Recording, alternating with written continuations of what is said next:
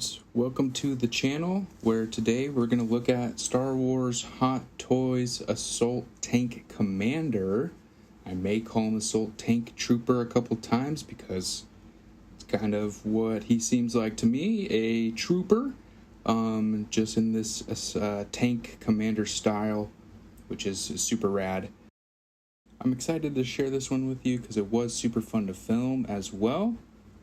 Let's go ahead and take a look at the box that he comes in. Standard, typical Star Wars style box that we have with the gray and the black V-tapers on the side and the front. And then a nice little panel for the front and sides that goes around, just gray and white.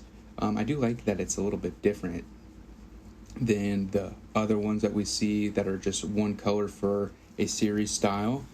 But getting it off the turntable here, taking a closer look at the figure photography up front, I do really like that. This was a cheaper piece on Sideshow's website because they had a deal going on this last weekend, so I was able to pick him up and a couple other troopers that we're going to get into next video. But let's unbox this here, take a closer look. And right away we are met with a cool slip cover on the front here with the actual figure posed up. Cool backgrounds, fireworks, explosions I should say, going off in the foreground and background. Super cool. I love how weathered this guy is. That's one thing that we'll talk about for sure.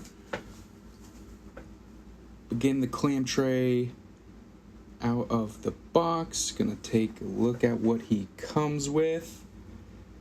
Not a whole lot of stuff here, but I mean that's kind of expected. We don't really see this guy for very long. I believe in Rogue One is where we first saw him. Taking a look, first impressions here. Getting some of the plastic off. I really like how this looks, man. I mean, this is part of why we collect 1/6 scale. This is super, super realistic. Body seems pretty sturdy, maybe a little bit loose in the legs, but let's take a look at everything he comes with. So this is it. This is everything he comes with. 2 pairs of hands for each style, blaster and a base. But let's take a look at the hands first. 2 relaxed hand styles installed on him right away.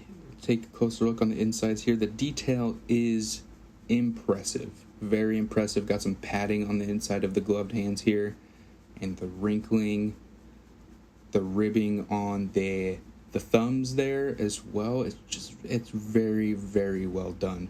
I would have liked a little bit of weathering on the actual gloves so they're not just straight black here, but the weathering is the same for like the left hand to left hand on the plates there, right hand to right hand, across the board. But again, I mean, the wrinkling on the fingers and like the edges on the fingers for the glove really sell this look here. I mean, it really looks like a 1/6 scale glove with some padding on them. They're super nice, very well done here. Just look at that, man. Yeah, I wish we got more. That's the one thing. It's like we only get, the fist hands, trigger finger hands here, and the relaxed open palm hands. Taking a little bit of closer look at the trigger finger hands here. Just very well done. They are easy to pry open, so you can just stick the blaster in there. I think with the right hand, it literally just sits inside there. You put the finger in the trigger. Easy to do for sure. And there's some dirt on this one. I don't know how dirt got in the crevice of the fingers there. I thought that was on the actual piece because that was on there as soon as I took it out of the box. But let's take a closer look at the blaster itself here. It's like an E11 modified. And I like this. I like this a lot. I really like the tactical light that's on the rail up front. And you can move this stock back, but it's not really useful at all. I mean, you can't really leave it in that pose because that stock, the butt stock, does not stay up at all. It's really just designed to be at the front like it is right there. And there's a little peg that clips into the front so it's not going to fall off there as well. Weathering is super well done. It's just silver dry brush painting all over this thing. It does look very real instead of it just being flat black. The silver dry brushing does bring it into light a whole lot. Yeah, I really like this design for it. Even underneath, you can see that chipping, paint chipping, all underneath there as well. And on the top of the scope, the mag is not releasable. It does just stay in there as well. Let's take a closer look at the base now. I like this. I like that they added something a little bit, something extra so that we can display him with the base and not just be totally plain, I should say. I like this base topper a lot too. Super cool detail. I might actually use this in the collection because there's no paint on the actual base. There's no weathering, chipping, nothing. It's just very flat, bluish, grayish paint. It's super boring. I'm probably will actually put that base topper on here so it actually looks more interesting for sure. Let's take a look at the figure himself a little bit closer here on the turntable. This thing's awesome. I was not expecting to like this as much. I didn't really pick up any trooper figures from, Rogue One or any of the Mandalorian series because they just seemed overpopulated with them. I mean, they're very easy to get. That's kind of why I picked them up here. I was able to get them for a pretty good deal on Sideshow's website with that Sideshow Con going on this last weekend. I was able to pick up a couple of short troopers that we'll see in the next video as well. But I'm super happy to have this. It looks amazing. I mean, this is why we collect 1/6 scale. The proportions are great. The weathering, costume, cut and sew for the fabric pieces is really, really well done. I don't have barely any complaints about this piece at all. So let's take a closer look here at the figure himself. One thing, gonna hear me say it a lot in these next few minutes, the weathering. The weathering is impressive here. It's very cohesive is my word to pick for this piece. It looks amazing. I am super happy with it. The proportions are there and everything. I'm really liking it. Just overall, everything looks really amazing here. Taking a closer look at the pauldrons, scuffs, pitting,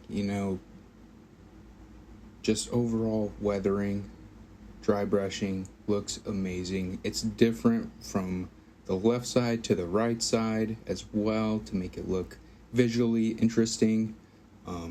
Thankfully, it's not just the same on both sides, or else it would not look this good. Your eye will definitely catch those different scuffs and everything, so it looks more realistic, like a real stormtrooper suit. Looking at the back panels, same thing, scuffs on the back like he's getting shot. Looking out his tank hatch, getting shot in the back, taking a few blaster bolts off there. But I mean, this is why I personally collect 1/6 scale, is for the detail. There's a lot of things you don't get to see on screen. But looking at the belt here, all these pieces on the belt itself are sculpted plastic. There's no Velcro to attach it to the belt because they're just free-forming, so you can move it around, move it up and down, side to side for posing. And they're all on a nylon belt there. You can see it right there. All just like glued or pinned in place, and then there's Velcro on that nylon belt to keep it secure.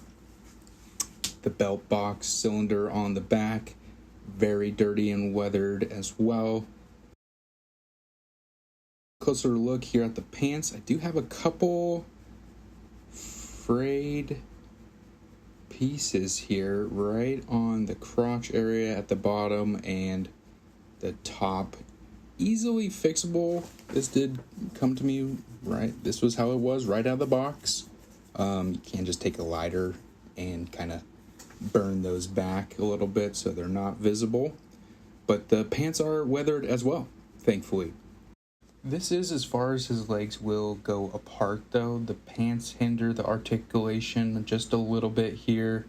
You want to be careful when posing if you're trying to get him in a far stretching pose. Just be careful. Coming down to the boots and the shin guards. The boots are awesome. I thought they were actual fabric when I first took them out of the box, but they are not. They're sculpted plastic here. They're on ball pegs for full range of articulation. Also weathered, full sculpted tread on the bottom of the boots as well. I really like these, man. Super detailed all the way around. And trying to show you some articulation, there's the ball peg that it's on.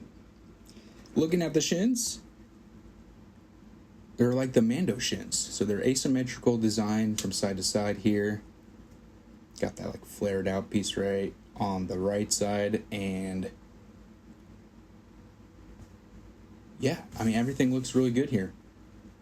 The buckles, like the straps on the back, everything's just sculpted plastic. It's one piece. Can't take them off unless you just take off the foot off the ball peg and then slide them off. The buckles are, like I said, just attached in place. They are not removable in any way. There's a couple other pieces like that on the chest piece up top as well. Taking a closer look at the chest piece, I like this design a whole lot. Thankfully, the arms sit really close to the sides as well for posing. You can move the armor up and down to get everything situated right. There's a mesh fabric undersuit as well. There's a lot of different fabric pieces on this guy that you wouldn't really notice unless you're taking a closer look here. The shoulders are on straps and have a little foam piece at the top to give it some bulk, which makes the proportions even better. The head is on a ball joint as well. Taking it off here, super easy. And there's the peg. Looking a little bit closer at the helmet, this is one of my favorite designs. This is kind of why I wanted to get this piece in general. The mouth is, I don't know, there's something about this. It really resonates. I feel like Disney's Stormtroopers and Star Wars designs have been pretty awesome. I'm not gonna lie. Coming to a conclusion on Star Wars Hot Toys Assault Tank Commander, I really enjoy this piece, especially for the price that I got them at. Since I waited a while, Sideshow's had some deals, and you can probably get one for, around $150 USD. I don't think you would be mad about it. If you like Stormtroopers, you like troopers in general, you won't be disappointed. This guy delivers on all fronts. So cohesive with the weathering. It brings everything together, makes the red symbol on his chest pop. It's not quite like a stark white armor. It's a little bit dull and matte, which sets him off from regular Stormtroopers as well. Just overall, man, it really looks well done. It looks like a actual human in a costume standing here right in front of us. The only thing is you can't see up under his helmet just a little bit, so won't be able to see like a chin under there, but I mean, that's not a deal breaker for me at all. It's only certain angles that you're even going to be able to notice that. I don't really think I have a negative thing to say about it. The articulation is great, easy to pose, very sturdy. I thought the boots on the ball pegs might be a little loose, but they're not. They're fully sturdy. Articulation is great on him. You can get in a ton of poses. The only thing you can't really pose him as is like kneeling. I tried to get him kneeling, but I was stretching his pants in the crotch area a little bit too much, and I didn't want to risk it. I didn't want to risk any more tearing since I got that little frayed edge at the bottom there. But that's the only thing. I mean, he's going to be standing in my collection anyway. Just standing straight up and down with fists clenched like he is right there. I mean, that looks really cool. I mean, he doesn't really need anything else. That's why we see him only come with 2 other pairs of hands and a base and a blaster. I don't really know what else he could have come with. Maybe a couple of grenades. That would have been cool. A couple like charge grenades that the Death Troopers usually carry. But yeah, depending on what price you can pick this piece up for, man, if you like Stormtroopers, I don't think you'll regret it. Anyway, thanks for watching, guys. We'll see you in the next one.